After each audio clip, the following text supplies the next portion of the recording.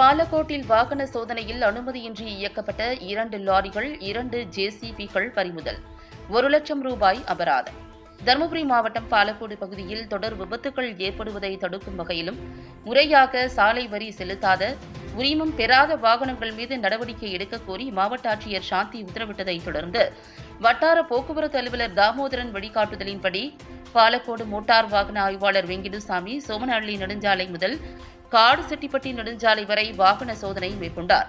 அப்போது கத்தாரப்பட்டி சுங்கசாவடி அருகே அவ்வழியாக வந்த வாகனங்களை ஆய்வு செய்ததில் சாலை வரி செலுத்தாமல் இயக்கப்பட்ட 2 ஜேசிபி வாகனங்களுக்கு தலா 30,000 வீதம் 60,000 ரூபாய் அபராதம் விதிக்கப்பட்டது. அதனைத் தொடர்ந்து சாலை வரி செலுத்தாமலும் தகுதி சான்று பெறாமலும் அனுமதியின்றி இயக்கப்பட்ட சரக்கு லாரிகள் கண்டறிந்து பறிமுதல் செய்யப்பட்டு 2 சரக்கு லாரிகளுக்கும் தலா 20,000 ரூபாய் என மொத்தம் 1 லட்சம் ரூபாய் அபராதம் விதிக்கப்பட்டது.